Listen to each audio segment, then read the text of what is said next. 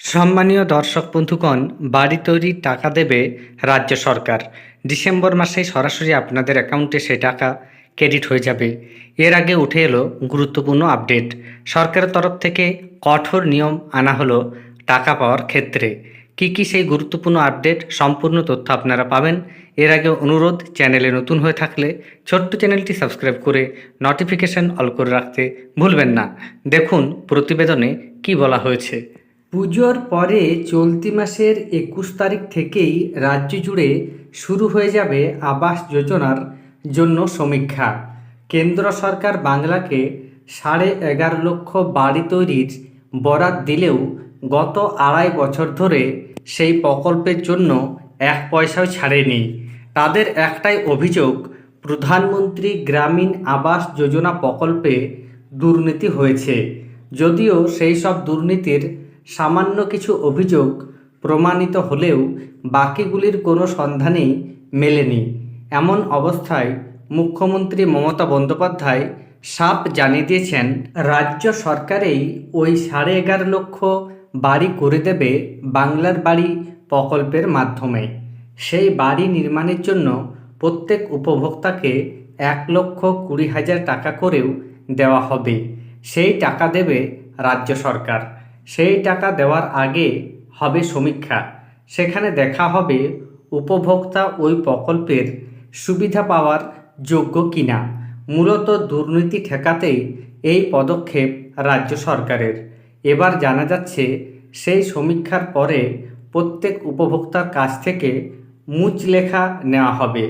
মুচলেখা কথার অর্থ হচ্ছে রিটিন বন্ড।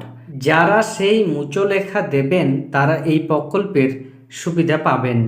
যারা দেবেন না তাদের নাম এই প্রকল্পের উপভোক্তাদের তালিকা থেকে বাদ পড়ে যাবে। কেন মুচলেখা নেওয়া হবে দেখুন। রাজ্যের 11.5 লক্ষ উপভোক্তাকে বাড়ি বানিয়ে দিতে রাজ্য সরকারের খরচা হবে 13,800 কোটি টাকা। 3 ধাপে সেই টাকা পাবেন উপভোক্তারা। প্রথমবার দেওয়া হবে 60,000 টাকা, দ্বিতীয় ধাপে তারা পাবেন 40,000 টাকা এবং তৃতীয় ধাপে মিলবে 20,000 টাকা। এর আগে দেখা গিয়েছে আবাস যোজনায় যারা টাকা পেয়েছেন তারা বহু ক্ষেত্রে সে টাকায় বাড়ি না বানিয়ে ওই টাকা অন্য খাতে খরচ করে ফেলেছেন। আবাস যোজনার টাকা নিয়েও বাড়ি তৈরি করেননি উপভোক্তা। ইতিপূর্বে এমন বহু ঘটনা সামনে এসেছে। বিভিন্ন জেলায় খোঁজখবর করে জানা গিয়েছে এই উপভোক্তাদের মধ্যে অনেকেই আর বাড়ি তৈরি করতে রাজি নন। কিন্তু এবার রাজ্য সরকার নিজস্ব কোষাগার থেকে গরিব মানুষের বাড়ি তৈরির টাকা দিচ্ছে। প্রাথমিকভাবে 13,800 কোটি টাকা তার জন্য খরচ হবে।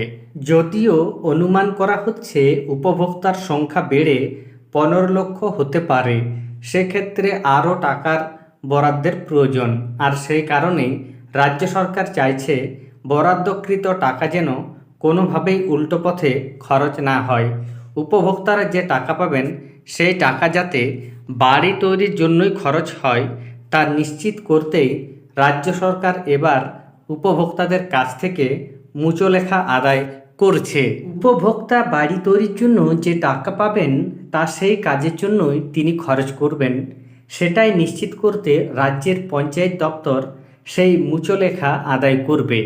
সমীক্ষার পরে যারা যোগ্য উপভোক্তা হিসেবে চিহ্নিত হবেন তাদের মুচলেখা দিয়ে জানাতে হবে ওই টাকায় তারা বাড়ি তৈরি করবেন, অন্য কাজে খরচ করবেন না। পরিসংখ্যান বলছে রাজ্যে অন্তত 30 থেকে 40,000 উপভোক্তার বাড়ি অসম্পূর্ণ। এর একটা বড় অংশ টাকা নিয়েছে কিন্তু কাজ শেষ করতে পারেনি। এমন ঘটনার পুনরাবৃত্তি রুখতে বদ্ধপরিকর রাজ্য সরকার। তাই সমীক্ষার পর সংশ্লিষ্ট উপভোক্তা যদি যোগ্য হন তাহলে তাকে জানিয়ে দিতে হবে যে তার বাড়ির প্রয়োজন রয়েছে এবং তিনি সরকারি টাকাতেই তা তৈরি করবেন। এই তথ্য পঞ্চায়েত দপ্তরের কাছেও রেকর্ড হিসাবে থাকবে। পরবর্তী সময়ে দুর্নীতি বা অন্য কোনো প্রশ্ন উঠলে ওই নথি দেখিয়ে তা নস্যাৎ করতে পারবে সরকার। আধিকারিকদের দাবি, উপভোক্তাদের আরও বেশি দায়বদ্ধ করতেই এই উদ্যোগ। যে প্রকল্পের জন্য সরকার টাকা দেবে তা যাতে বাস্তবায়িত হয় সেদিকেই বিশেষ নজর দেবে দপ্তর। সন্দেহ নেই রাজ্য সরকারের এই পদক্ষেপ আবাস যোজনায় দুর্নীতি ঠেকাতে বড় দৃষ্টান্ত হয়ে থেকে যাবে।